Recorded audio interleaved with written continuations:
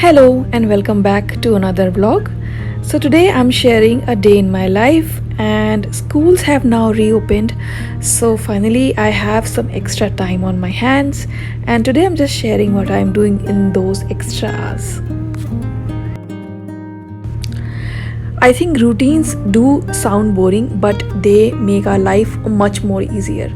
Having a cleaning routine and meal routines have made my life much more easier. Nowadays, I'm finding much more extra time on my hands once my daughter has gone to her school and husband is in the office.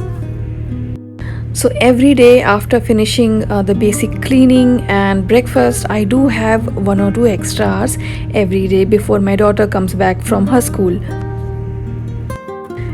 And nowadays I have been using this time for organizing different sections of my house in a better way and trying some new recipes, and I feel so good about it. So I always wanted to have a beautiful tea and coffee station in my home, and I'm slowly and gradually working on it. I am sure you must have seen this section in my previous videos. I saw this beautiful vintage style box at Banjara Market. Those of you don't know, Banjara Market is sort of a flea market in Gurgaon, Delhi NCR area.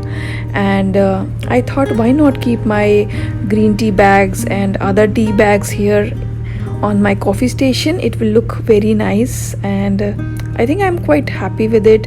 All my guests can also see if they want to have any particular tea, they can pick it from here, and I think it looks nice.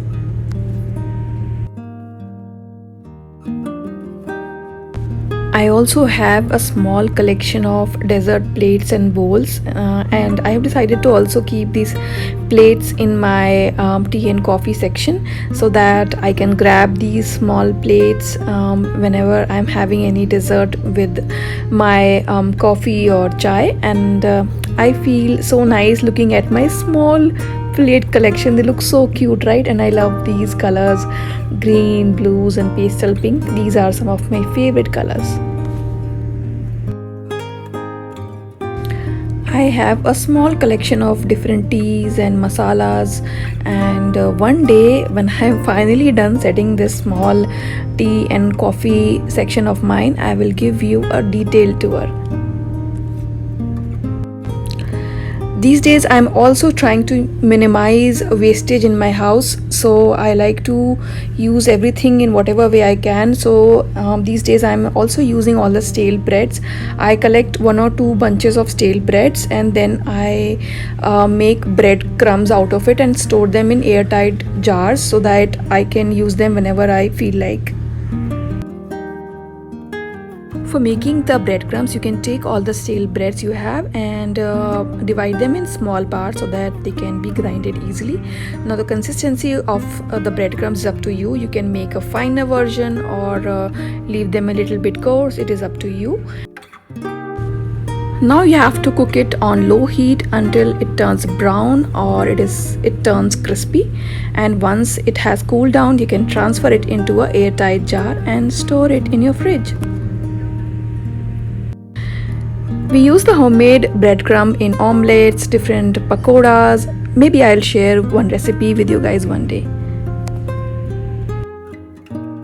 I also use my extra hours for checking all the packages, all the courier deliveries and all. And I recently saw a vintage style painting on Amazon on a very cost friendly price. This is just an experiment. I was not sure how good it is going to be, so I am creating a gallery wall in my dining area, and I thought let me give it a try.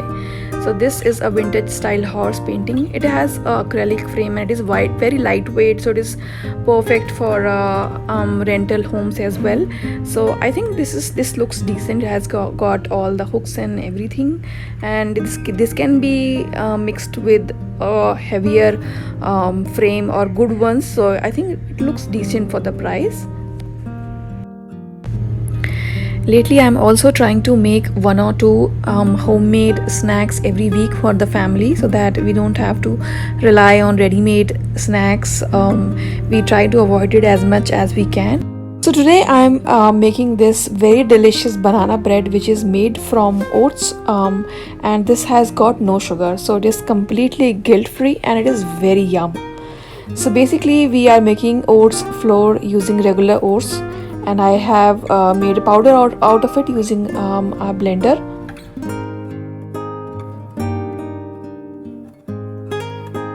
Now we are going to mix all the dry ingredients together, which means we are taking the oats flour, salt and 1 teaspoon of baking soda, and we'll mix everything properly.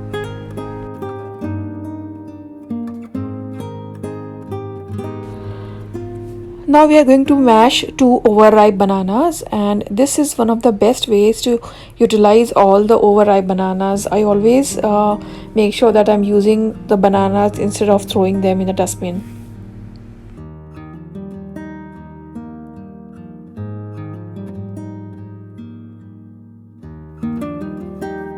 Next we are adding some melted salted butter, and by melted I mean melted at room temperature. You don't need to microwave it. And in the next step I'm going to crack 2 eggs into this butter and banana mixture, and if you are a vegetarian then you can find the recipe in the comment section.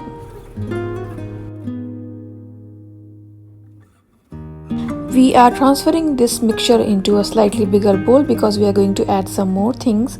First of all, I am going to add a big tablespoon of honey because we are not using any sugar in this recipe. But if you do not like honey, then you have to think about sugar. And now I am adding half a cup of curd. I am also adding 1 tablespoon of peanut butter, and if you do not like peanut butter then you have to increase the quantity of honey in this recipe, but I feel peanut butter will make a huge lot of difference in the overall taste. I am also adding some choco chips in this recipe. You can replace the choco chips with some walnut or almond, raisins, any other dry fruit. Just make sure that you are coating them in some oats flour before adding them into the batter so that they are not sinking. And now we will simply mix the dry and wet ingredients little by little until we get a smooth mixture.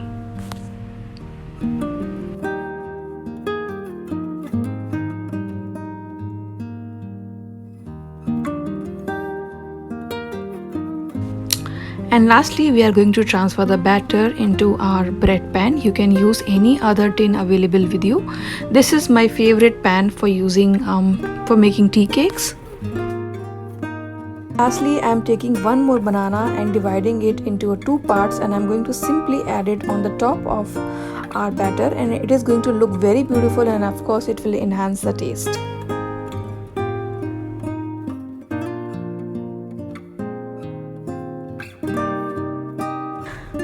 I'm going to bake this at 180 degrees for 50 minutes.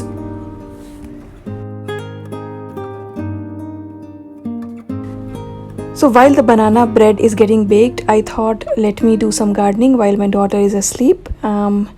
She will be waking up soon, so let me do some chores quickly. I try to add some new plants during monsoon season because it is very easier to repot during this season, and plants pick up very fast. They grow up very quickly once they receive some rainfall, and they gain enough strength to survive for rest of the year. Also, I have realized that I am not very good with plants, so I keep only those plants which can survive without much maintenance. They are not very tricky. And my coffee is ready. Time to enjoy the banana bread which we have made. Let's see if it is ready. So here it is, and I can't tell you how beautiful it is looking. The video is not doing justice to my beautiful banana bread. Since I have already finished the bread before finishing the editing of this video, I can tell you it tasted yum. It was so good. It was beyond my expectation. I loved it. I think this can be served as a dessert as well, a guilt-free dessert. And if you are in a mood for some extra calories, then you can also add a scoop of ice cream or maybe chocolate syrup, but then please don't blame me. So this is it for today's vlog. I will see you soon next week.